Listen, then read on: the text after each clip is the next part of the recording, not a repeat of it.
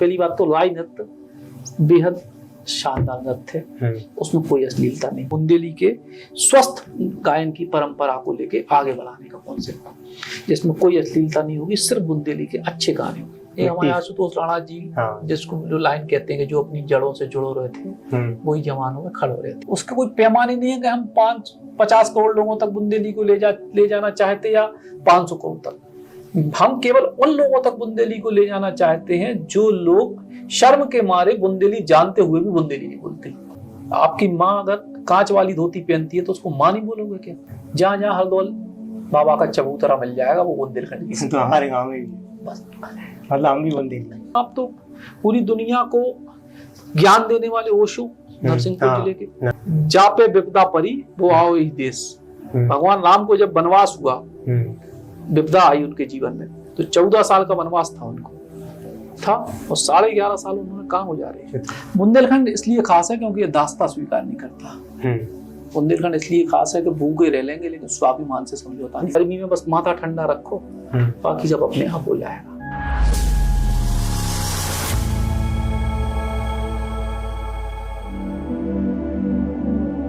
भैया हरो राम राम, इन्हें तो आप चिंता ही हुई हो। ये हैं सचिन चौधरी और हमें राजकुमार प्रजापति, और आप देख रहे हैं क्लासिक अनफिल्टर्ड। तो बुंदेली बौछार के करता धरता सचिन चौधरी भैया से आज खूब बातें करेंगे। उससे पहले वीडियो को लाइक कर दइयो और हाँ, चैनल को जरूर सब्सक्राइब कर लियो। नमस्ते भैया, राम राम। आपका बुंदेली गाना लॉन्च हुआ है, इसके पीछे क्या कहानी है? भाई बुंदेली गाना हमारा नहीं है, ये हमारे बुंदेली कलाकारों का गाना है और उन सबका प्यार है कि बुंदेली का कोई प्रोजेक्ट होता है तो हमें वो ले लेते हैं, और हमारा उनसे नहीं रहता है, हम कोई प्रोजेक्ट करते हैं तो उनको साथ में ले लेते हैं। अच्छा, आप बुंदेली बौछार जो मीडिया हाउस है उसके कर्ता धर्ता भी हैं, सर्वे सर्वा भी हैं, साथ में आप कई मूवीज भी लिख चुके हैं, डायरेक्शन कर चुके हैं, उनका गाना भी आपने लिख दिया, और पत्रकार तो आप हैं ही, सिंगर भी बन चुके हैं। अब आप और क्या चाहते हैं भगवान से? ईश्वर जो कराता जाए वो करना चाहते हैं। कोई टारगेटेड चीज इसलिए नहीं है कि जीवन का कोई ऐसा कोई बहुत बड़ा लक्ष्य नहीं है कि हमें यही हासिल करना है। एक जब पत्रकारिता की शुरुआत कर ली या जब बड़े हुए, समझदारी थोड़ी सी आई, तो बस हमेशा से एक इच्छा थी कि ज्यादा से ज्यादा लोग हमें जाने। ये इच्छा हमेशा से रही। अब वो किस माध्यम से जाने ये अलग बात है। तो ईश्वर ने लंबे समय बाद ही मौका दिया कि बुंदेली बौछार के जरिए अब देश भर में, प्रदेश में बहुत सारे लोग जो है जानने पहचानने लगे हैं, प्यार देने लगे। जब आपने बुंदेली बौछार शुरुआत की मीडिया हाउस की, तब आप क्या सोच रहे थे? हमने कुछ सोच के बुंदेली बौछार शुरू नहीं किया। जैसे कि इसके पहले भी कई जगह हम इस बात को बोल चुके हैं कि हमने अपने जीवन को नदी की धार की तरह बना रखा है। 3 प्रकार का पानी होता है, समुद्र का, नदी का और तालाब का। समुद्र का पानी देखने में बहुत सारा होता है लेकिन उपयोग के मात्र काम का नहीं होता, खारा होता है। तालाब का पानी लंबे समय तक एक ही जगह रहता है तो पानी सड़ने लगता है, लेकिन नदी के पानी की ये खासियत है कि वो बहती जाती है और जितनी नदी का बहाव होगा उसका पानी उतना अच्छा होगा। और दूसरी खासियत होती है कि नदी जो है, नदी का पानी एडजस्टेबल होता है कि अगर उसको बहुत बड़ा पार्ट मिला तो नर्मदा जी का जैसे भेड़ाघाट में विशाल उफान दिखाई देता है, और कई जगह वही नदी छोटी सी सकरी सी गली में से, मतलब हल्के से जगह से भी निकलती दिखाई। जैसे हमारा जीवन कि जब सफलता मिलती है तो कुछ ईश्वर बढ़ा भी देता है, और जब समस्या आती है तो चीज़ें कमज़ोर होती हैं तो भी हम बड़े प्यार से धीरे धीरे चट्टानों को काटते हुए निकल जाते हैं। ऐसे बुंदेली बौछार है। एक व्यवसाय किया था, पत्रकारिता से प्रमुख हो गए थे, उस व्यवसाय में बहुत बड़ी असफलता हुई, जीवन की जो कुछ पूंजी थी सब खत्म हो गई। ऐसे ही चलते फिरते ऐसे ही 2-4 लाइन लिखी बुंदेली बौछार के नाम से, लोगों को पसंद आई, फिर 1-2 कविताएं। अच्छा भैया, इसके पीछे एक कहानी है। मतलब मैं देख रहा था आपको, पिछला इंटरव्यू देख रहा था, तो मतलब आपने कुछ फेसबुक पे लिखा था बुंदेली बौछार करके, आपने कुछ कविताएं लिखी थी या कुछ लाइन लिखी थी और नीचे आपने लिख दिया था बुंदेली बौछार। तो यहीं से ये मीडिया हाउस का नाम शुरू हुआ। व्यवसाय में असफलता हुई तो एक दिन ऐसे बैठे थे तो सुबह का समय था, हमने कोई एक ऐसा जिसको व्यंग्यात्मक टिप्पणी, जिसको सटायर बोलते हैं अंग्रेजी में, वो करी कोई पॉलिटिकल। तो नीचे हमने उसका नाम लिखा बुंदेली बकलोली। तो तुरंत हमारे एक मित्र हैं झांसी के, उनका फोन आ गया फेसबुक पर देखते सुबह सुबह, बोले यार सचिन बहुत कमाल की लाइन लिखी तुमने, लेकिन ये बकलोली जो है अच्छा नहीं लग रहा, अच्छा नहीं लग रहा तुम्हारे, तुम पत्रकार हो। तो पता नहीं हमारे मन में क्या आया, तो हमने तुम्हारी एडिट करके उसको बुंदेली बौछार कर दी बिना कुछ सोचे समझे। तो ऐसे ही फिर 2-4-10 दिन लिखी, 15 दिन लिखी, लोगों को बहुत पसंद आई। फिर 1-2 ऐसे फनी वीडियो बनाए। फिर क्या हुआ कि एक बुंदेली बौछार को आगे बढ़ने की कहानी शुरू हुई होली से। ऐसे हम एक दिन बैठे थे तो होली पे हमने देखा कि न्यूज़ 18 चैनल पे, क्योंकि सोशल मीडिया पे बुंदेली बौछार नाम चलने लगा था 1-1.5 महीने से जनरल फेसबुक पे, न्यूज़ 18 पे होली पे एक प्रोग्राम बना, उन्होंने रिलीज किया हो। तो उसमें उन्होंने उस कार्यक्रम का नाम रखा बुंदेली बौछार, होली के कार्यक्रम। ये कब की बात है? ये बात है वही 2018 की होली के। तो हमारा दिमाग एकदम ठनका, हमने कहा यार ये तो हम बुंदेली बौछार नाम लाए और ये कोई उस प्रोग्राम, मतलब फिर हम उस समय पता नहीं क्यों मन में आया कि इस बुंदेली बौछार नाम में कुछ है, ब्रांड बनाना है। कुछ नहीं, ब्रांड नहीं, बस इसमें कुछ है, इसको अपना रखना है। हमने आनंद फानंद में होली पे बैठे बैठे होली के दिन ही तुरंत डोमेन रजिस्टर किया बुंदेली बौछार। तो तब तक ना फेसबुक उसका शुरू हुआ था ना यूट्यूब, कुछ नहीं, केवल डोमेन bundelibauchar.com। फिर हमने कुछ दिन बाद फिर इसको पेटेंट करने के लिए डाल दिया, है ना, मतलब इसको पेटेंट नहीं, कुछ और शब्द होता है, क्या बोलते हैं, रजिस्टर, मतलब भारत सरकार में कि अपना नाम नाम रजिस्टर। हाँ, हमारा ये डोमेन है। तो नाम और डोमेन पर हमने उसको रजिस्टर कराया और फिर धीरे धीरे फेसबुक का पेज बना, फिर धीरे धीरे यूट्यूब का चैनल बना, बस यहाँ से कहानी शुरू हुई। अच्छा भाई, एक चीज और है, बुंदेली भाषा को लेकर आप क्या थिंकिंग रखते हैं? देखिए, बुंदेली भाषा को लेकर थिंकिंग वही है जो बाकी भाषाओं को लेके है, सब कोई अलग से थिंकिंग नहीं है। मूल कहानी है अपनी मातृभूमि और मातृभाषा या बोली के संरक्षण की। क्योंकि होता क्या है कि जब आप जितने बाहर जाते हो, जब जैसे आप अपने गांव में हो या कस्बे में हो, शहर, जब भी आप यहाँ से बाहर जाओगे तो आप सबसे पहला काम जो करते हो अपनी संस्कृति को भुलाने का कर देते हो। सबसे पहला आप हर व्यक्ति के साथ होता है, ऐसा नहीं, हमारे साथ भी हो सकता है, सबके साथ, ज्यादातर लोगों के साथ होता है। क्या हुआ कि जैसे हम निकले, सबसे पहले तो हमने अपना परिधान बदल दिया, है ना, फिर हमने धीरे से अपनी पहचान, शहर छुपाना शुरू कर दिया कि हम तालबेट के नहीं, हम ललितपुर के हैं, हम झांसी के हैं, हम बम्बई के, तो अरे हम भोपाल से आए, ठीक है। धीरे तीसरे चरण में जो लोग, बहुत सारे लोग करते, जिस ज्यादा लोग नहीं करते, लेकिन धीरे धीरे अपने परिवार का नाम छोड़ देते हैं। कहने का मतलब ये है कि जब आप आगे बढ़ रहे हो तो आप अपना इतिहास को छोड़ने की कोशिश करते हो, मतलब कल्चर और सिविलाइजेशन के साथ रहना चाहिए, सब कुछ।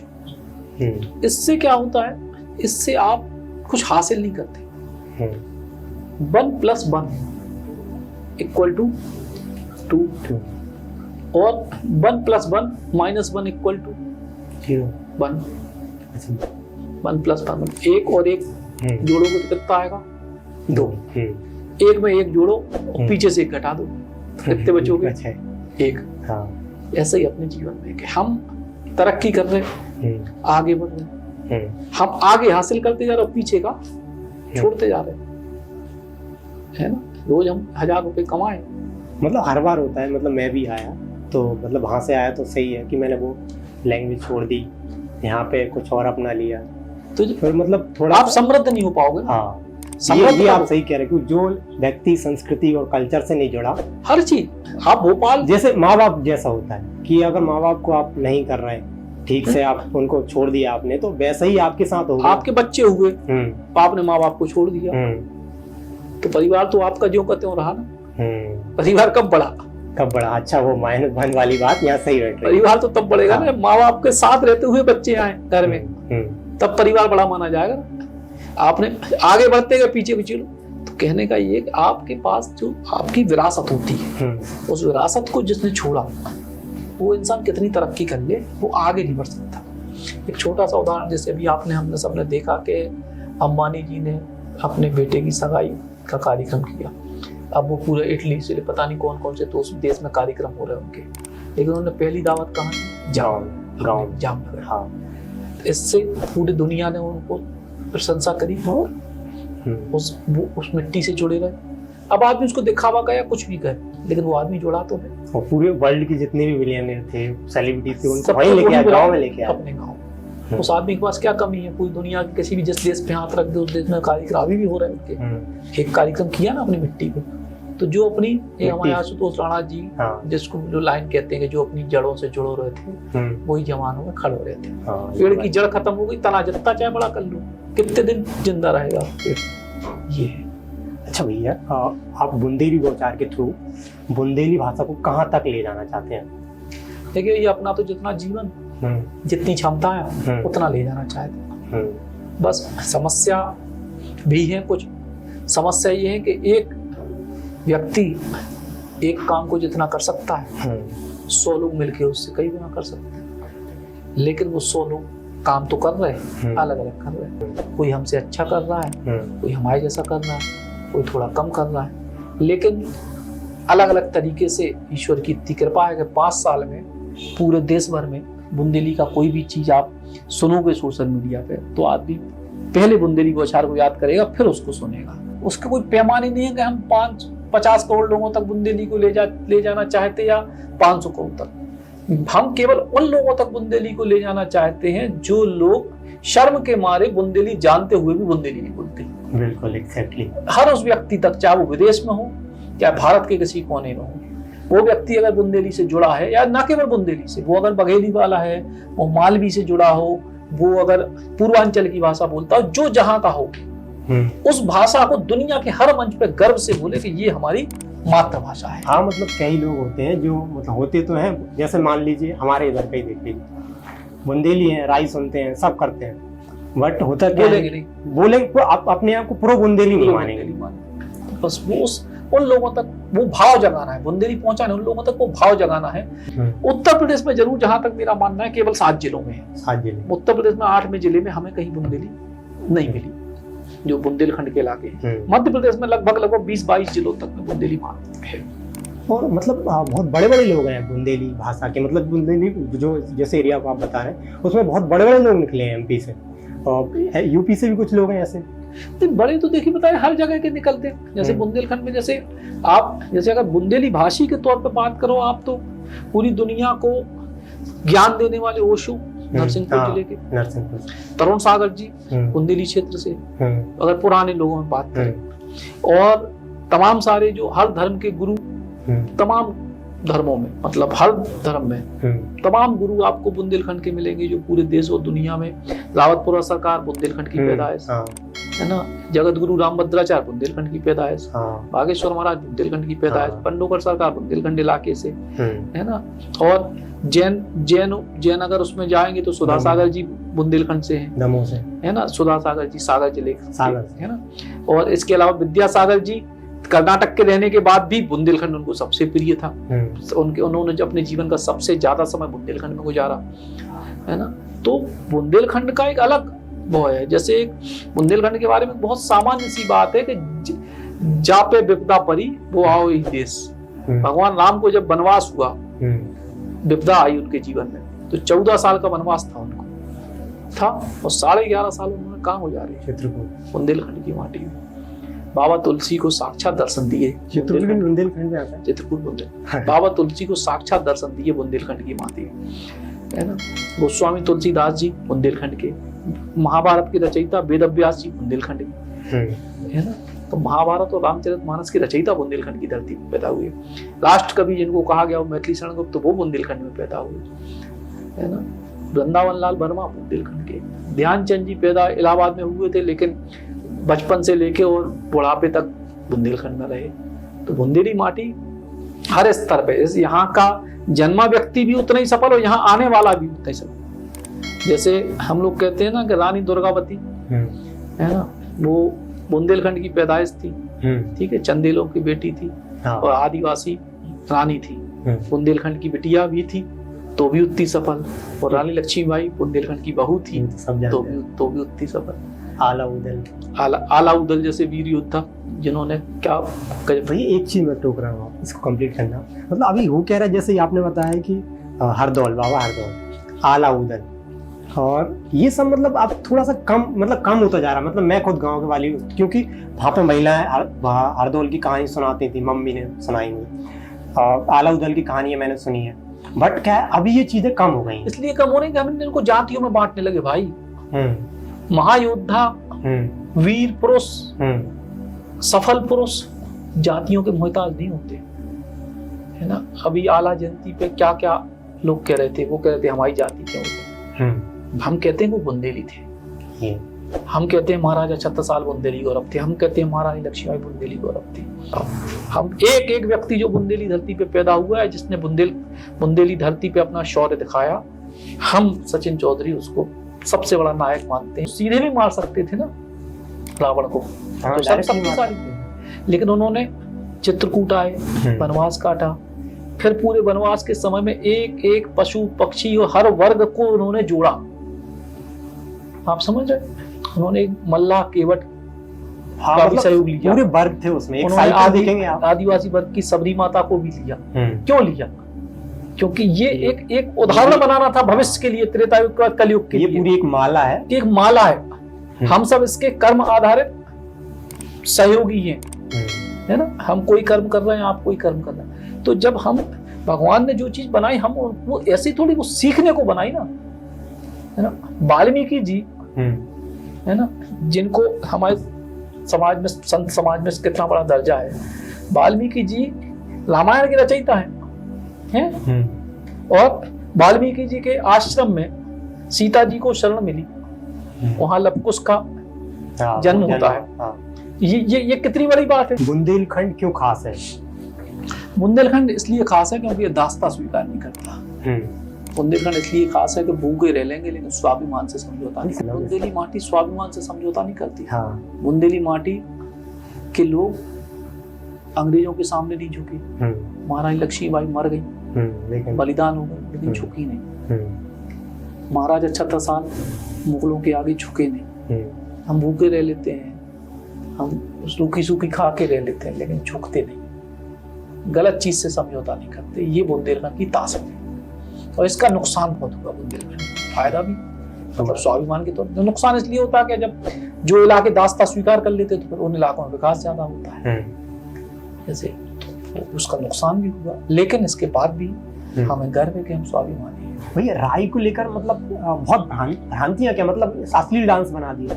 मतलब मैं क्या होता था, मैं अभी भास्कर में था बोलने से, तो मैं क्या करता था, रात को 11 बजे के बाद राई लगा देता था। मुझे कोई शर्म नहीं आती, मुझे अच्छा लगता था राई डांस। देशराज पटेरिया जी की राई बहुत अच्छी लगती है और मजा भी आता है सुनने में। बट क्या होता, जैसे ही मैं चलाता था ना, कुछ लोगों को प्रॉब्लम होती, क्या चला रहा है तू, मतलब अपने आप को प्रो कल्चर समझने वाले लोग कहते हैं यार ये तू क्या चला रहा है, ये क्या चल रहा है। पहली चीज तो राई समझो, राई है क्या, आपको ये पता क्या है? राई लोकगीत नहीं है, राई लोक नृत्य है। अच्छा, लोक नृत्य है। राई नृत्य की विधा है, गीत की विधा नहीं। पहली चीज, ठीक है। लोक गीतों को गा के उस पर राई नृत्य किया जाता है। पहले तो अपने दिमाग में ये चीज, राई नृत्य है, ठीक है। राई एक ऐसा नृत्य है पूरी दुनिया में, पूरी दुनिया में पूरा नृत्य हो जाए, आप नृत्यांगना का चेहरा नहीं देख सकते अगर असली राई है तो। चेहरा ढक के होता है। हाँ, ये तो मैंने भी। मान लीजिए चेहरा उजागर करके भी होता है, तो भी तन पे पूरे कपड़े के साथ होता है। तो पहली बात तो राई नृत्य बेहद शानदार नृत्य है, उसमें कोई अश्लीलता नहीं। पहली चीज, जो अश्लीलता आई वो चंद गलत गायकों के द्वारा शब्दों में आई है, गानों में, नृत्य में नहीं है। नृत्य में नहीं अश्लीलता, आज भी नहीं। हाँ, मतलब जो गायन है उसमें अश्लीलता है, राई में कोई अश्लीलता नहीं, ठीक है। तो उनमें भी कुछ कलाकार ऐसे होते हैं जो भीड़ के लिए, या आप सोशल मीडिया के जमाने में व्यूज के लिए, ठीक है, जो क्या करते हैं, अश्लील शब्दों को बढ़ावा देते हैं। और उसी के खिलाफ एक मुहिम का हिस्सा है बुंदेली बोझा, कि हम चूंकि एक कलाकार से तो बुराई ले नहीं सकते, जनता बुलाती है, जनता ताली बजाती है तो वो गाते हैं, दोनों चीज एक दूसरे, या वो गाते हैं तो ताली बजाते हैं, पसंद आ रहा है तो वो कर रहे हैं, उनका पर, लेकिन हम उससे बेहतर कुछ कर सकते हैं। इसी के लिए हमने एक बुंदेली आइडल का कंपटीशन शुरू किया, जो बुंदेली के स्वस्थ गायन की परंपरा को लेके आगे बढ़ाने का कॉन्सेप्ट है, जिसमें कोई अश्लीलता नहीं होगी, सिर्फ बुंदेली के अच्छे गाने होंगे। उसमें 1 लाख रुपए हमने प्रथम पुरस्कार रखा है। इसीलिए रखा है कि ज्यादा से ज्यादा बेहतर गाने वालों को प्रश्रय मिले, वो आगे बढ़े और अश्लीलता से हम बाहर आए। ये उसका मूल उद्देश्य है। तो राई पहले तो अपने दिमाग से हटाओ, राई गायन नहीं है, राई नृत्य, राई नृत्य में किंचित मात्र भी अश्लीलता नहीं है। वो जो कर रही हैं महिलाएं जो अलग मंच में, वो ऑर्केस्ट्रा है, वो राई नहीं है। नहीं अभी क्या हो, हाँ सही, वो राई नहीं है। जहां आपको अश्लीलता दिख रही है वो राई नहीं है ना। तो राई के नाम पे ऐसा कुछ हो रहा है तो भी गलत है, या कुछ और हो रहा है वो अलग है, लेकिन राई मूल नृत्य जो किसी प्रकार की कोई अश्लीलता नहीं। अब सिंपल ट्रोलिंग को उन्होंने कहा बीजेपी वाले की खबर चला दी तो कांग्रेस वाले चिल्लाने लगे, कांग्रेस ये तो बड़ा, इससे अब फर्क नहीं पड़ता, क्योंकि ये स्वाभाविक बात है। क्योंकि क्या है, देखो फर्क ये है कि अगर सोशल मीडिया एक उसकी बहुत बारीक बात बताएं कि सोशल मीडिया पे जैसे पुराने जमाने का हम लोग न्यूज बनाते थे, उसमें एक ही न्यूज में दोनों पक्ष रखते थे कि अपन ने एक कोई खबर बनाई, उसमें बीजेपी का पक्ष रखा, कांग्रेस का रखा। सोशल मीडिया में क्या होता है कि आप दोनों पक्ष एक साथ एक ही खबर में चलो तो वो व्यूज नहीं आते, उस पर वो दिखती नहीं है, तो हम दो हिस्सों में चलाते हैं। नहीं तो अपन तो न्यूट्रल रहे, अपन न्यूट्रल है, लेकिन हम उसको दो पार्ट में चलाते हैं। तो जब बीजेपी वाले की मान लो वही चलाई, 15 मिनट बाद 1 घंटे बाद उसी पे कांग्रेस का पक्ष चला दिया, तो बीजेपी वालों पे बीजेपी वालों ने तारीफ कर दी, कांग्रेस वालों ने गाली दे दी, कांग्रेस वाले पे बीजेपी वालों ने यही हो रहा है। तो अपन को वो अब सामान्य बात है। इससे आदमी ने कह दिया विज्ञा ये चल गया, जिससे अब फर्क आप लेते रहोगे तो काम नहीं कर पाओगे। तो इसलिए हमारे बाबा साहब संविधान जो बना गया अम्बेडकर जी, उसमें एक बहुत अच्छा एक पॉइंट है ना कि 51% की कहानी है बहुमत की। अगर दर्शक आपसे बहुमत में खुश हैं तो आपका काम ठीक है। जब आपको 51% से ज्यादा लोग, 50% से ज्यादा लोग जब आपको नकारात्मक टिप्पणी करें तो समझ लो कि कोई कमी है आप। अच्छा, एज ए पत्रकार आप 2024 के इलेक्शन को किस तरह देखते हैं? 2024 के इलेक्शन को बस इसी तरह देखते हैं कि इस बार विपक्ष ने अपना सब कुछ जो है लगा के देख लिया। अब इस बार अगर सफलता नहीं मिली तो बस बहुत मुश्किल है। तो विपक्ष ने बहुत सब कुछ लगा के देख लिया, पूरी ताकत लगाई विपक्ष ने। मैं एक कमेंट पढ़ रहा था तो किसी ने बोला था कि ये बुंदेली भाषा नहीं बोली है, तो आपने बताया था, आपने कुछ कमेंट किया था, तो मैं आपसे आपने भाषा का दर्जा मिलने का तो उस भाषा के संरक्षण के लिए शासकीय तौर पर काम होने लगता है, तो बोली ही है। लेकिन बस ये है कि हमारी बोली है, बोली मतलब जो हम बोलते हैं वो बोली है, भाषा जो हम लिखते हैं वो ये। अच्छा भैया, बहुत सारे अवार्ड मिल चुके हैं, बताइए फिर अवार्ड। अब अवार्ड तो देखो, सबसे बड़ा अवार्ड तो है जनता का।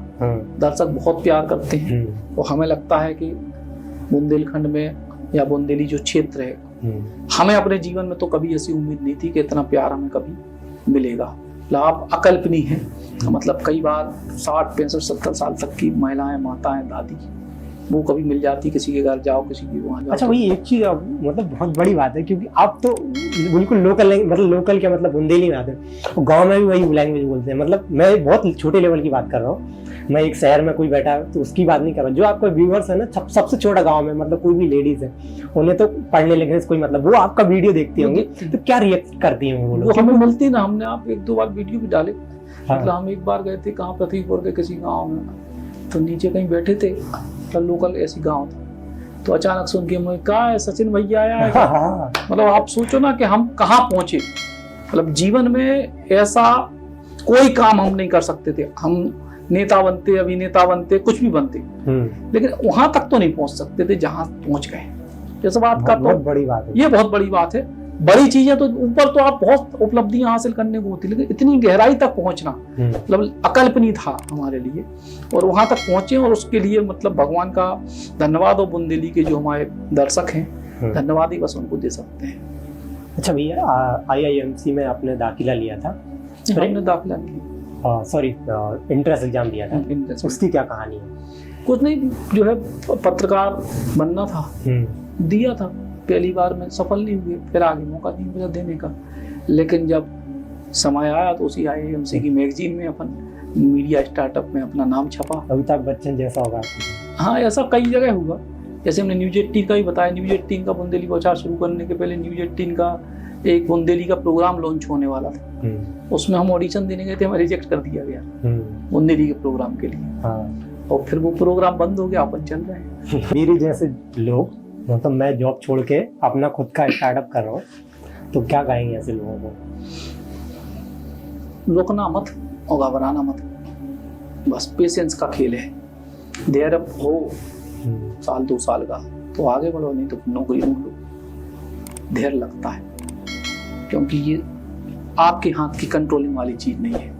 कि आपने कुछ काम किया और ये चले ही जाएगा, ये किसी भी दिन क्लिक कर जाएगा, टिके रहोगे तो। और नहीं टिकोगे तो घबरा के छोड़ दोगे, नौकरी ढूंढने लगोगे। पेशेंस का खेल है। बिल्कुल नए आदमी के लिए 2 साल मिनिमम चाहिए। 2 साल के भीतर ही आप इस लेवल पे हो गए कि आपकी थोड़ी बहुत उपलब्धि आपको मिल पाए। अच्छा, एक लास्ट क्वेश्चन ये पूछा था कि गर्मी बहुत ज़्यादा है, तो आप क्या मतलब लोगों को क्या बोलोगे, सबसे स्पेशली बुंदेलखंड के लिए, क्योंकि वहाँ पे पानी की सबसे बड़ी मेजर प्रॉब्लम है। देखिए, पानी की प्रॉब्लम तो हमेशा ही से है बुंदेलखंड में। बस गर्मी भी ऐसा नहीं है, बुंदेलखंड में गर्मी भी हमेशा ही से पड़ती है, लेकिन अभी गर्मी में बस माथा ठंडा रखो, बाकी जब अपने आप हो जाएगा। गर्मी में माथा गर्म नहीं होना चाहिए। हर मुश्किल परिस्थिति से ठंडा माथा करोगे तो रास्ता निकल आएगा। ठीक है, बस। ठीक है, थैंक यू।